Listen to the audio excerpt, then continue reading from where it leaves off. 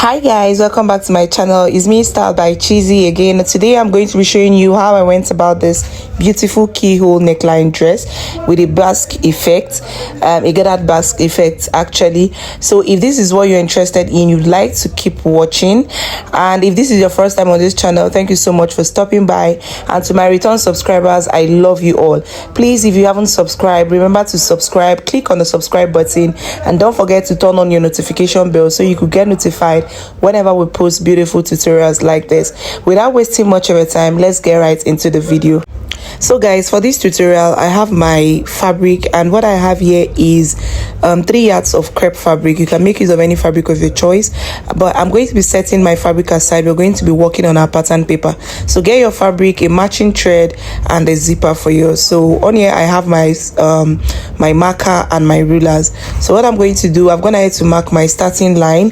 What I'm going to do now is to take the vertical point, which we normally do whenever we want to make any outfit. So I went ahead to mark my armhole length, my bust point, my waistline, and the waistline is what we're going to be using for this. My waistline is 18, but I'm going to be making use of 17 for the purpose of this tutorial. So I'll just go ahead and label the lines. Okay, chest line, bust point, and my waistline.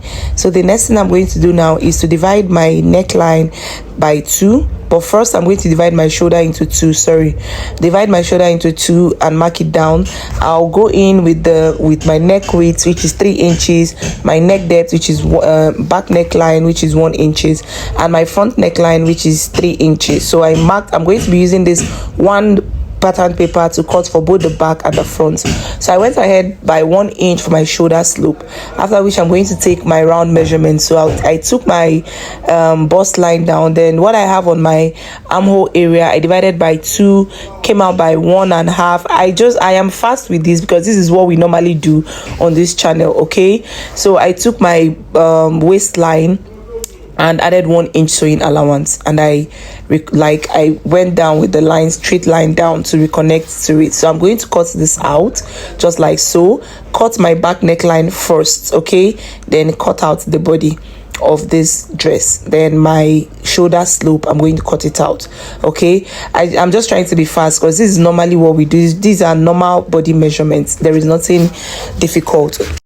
So what I'm going to do now, I am going to cut the back. I am going to be using this pattern paper to cut the back first, then after which I'm going to work on our neckline with same pattern paper before cutting on our front, before cutting for the front. So I'm going to, there is a point where I got to, I didn't know my camera wasn't recording, but it's going to get to that point where I'll still explain. So I went about to cut out the fabric just this way, the way you see me doing. I don't like giving my armhole a lot of allowance. 1/4 of an inch is okay. So this is the point where I did not know that my camera wasn't recording. So this is the back neckline where I drafted out. So this is what I did. This is just basically what I did. I went about to cut out the front neckline, the back neckline, and the zipper allowance, and I notched it, and I slanted it all the way up. Then I gave it by the side, I gave it about 2 inch sewing allowance. So that is what I did, basically what I did for the back, for the cutting of the back.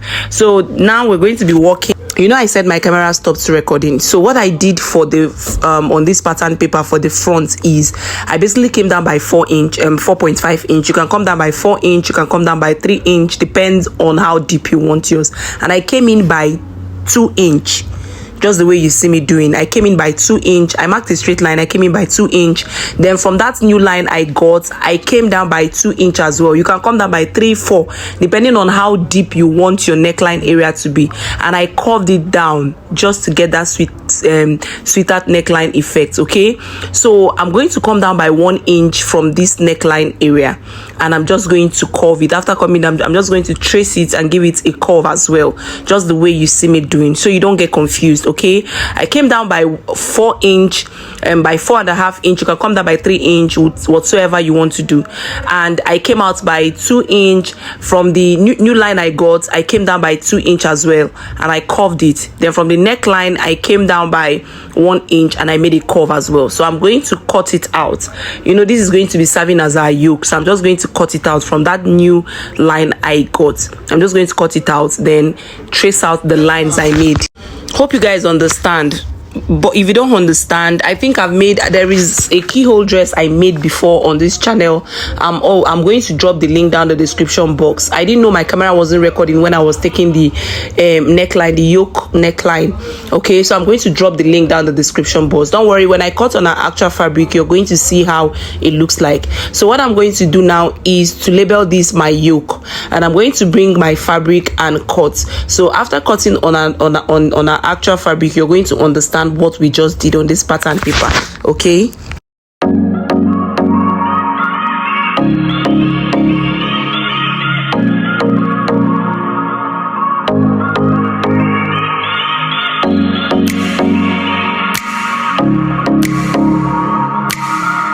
so this is it, guys. I'm just going to use something to hold this down so it doesn't dance away. So on the upper side, I went down by half of an inch. Yeah, I went down by a quarter of an inch actually for my joining allowance. And on the armhole area, like I said before, I don't like giving my armhole allowance. Then the down, I did not give it any allowance because I'm perfectly okay with what I have on the pattern paper. Then by the side, I'm equally going to give it about 2-inch joining allowance, so to be on the safer side. Okay, then I'm going to trace out my armhole just the way you see me doing. I don't like giving my armhole a lot of allowance. I rather give it quarter of an inch or no allowance at all. Please make sure your front is on a fold. The center front is on a fold, so the yoke as well is going to be on a fold just like this. There will be no opening on the center side. Okay, then I'm going to give it quarter of an inch all round for joining. And for this yoke, I'm going to cut a lining for it. So for the yoke alone, I'll be cutting a lining for it. I'm going to be using same fabric to do the lining. Then for the body of the front, I'm going to cut a facing for it. Please, you can use the turning bias, but I think facing is okay and lining is okay for me. So I gave it a notch. That notch I gave there is going to be where our joining is going to stop. Hope you understand. Okay, so I'm going to go ahead, cut a lining for this yoke. But first of all, this is how it looks after opening it. Now you understand what I did on the neckline area, but don't worry, I'm still going to drop a link on how to go about this perfectly well. So the next thing I'm going to do now is to cut the lining. I said I'm going to use same fabric to cut the lining for just the yoke. Then you can use a facing for the body, okay, but make sure the yoke has a lining. So this is it. I'm gonna have to cut a facing for the body and a lining for the yoke. Okay, like I said before, you can use a turning bias for this. It's totally fine by you. Whatever is fine by you is totally fine. Okay, so this dress has 3 effects: the half length, the basque line, and the gathered effect. So I've gone ahead to, we've done the total length I want this dress to be is 37, both the hemming allowance 37. So we're going to be working on the basque length now, okay, which is going to serve as like a skirt effect. Okay, so I made a line which is my waistline, and I'm going to come down by 11 inches for my hip line, okay, my vertical hip line. So this is it, and extra 3 inches after you get your waist point. After you get your waist point, you add extra 3 inches. Okay, so what I'm going to do now is I'm going to take my waist measurement. I'm going to divide my waist measurement divided by 4, and my waist measurement divided by 4 is 9.5. I'm going to add extra 1.5 inch for sewing allowance. Okay, then what I'm going to do after then, I'm going to come on that hip, my hip line. I'm going to come up again. I'm going to come up my hip line and say divide my hip divided by 4. And my hip divided by 4 is 13.5, and I'm going to add extra 2 inches for sewing allowance. So I'm just going to reconnect the lines. Okay, I'm going to reconnect the lines from the waist down to the hip, and from the hip to that 3 inches line I got after my hip line measurements. Okay, so I'm just trying to align the fabric properly because it's kind of dancing around. So I'm going to retake my hip measurement and chalk it down, then reconnect the lines.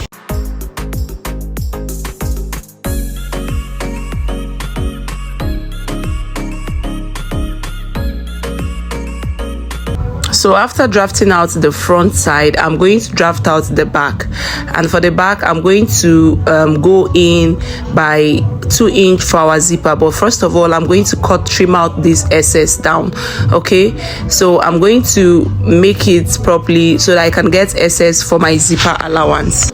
So I'm going to do, after aligning it properly, I'm going to do same thing I did for the half length on the waistline of this, to prevent our zip from bulging. So after cutting, I've given this allowance in front, so there is no allowance for the back, just a zipper allowance. So I just made a slanted line down, just the way I did for the half length. So I'll give it a notch to know my back, where my zip will be sitting. So I'll come down by, you can come down for this.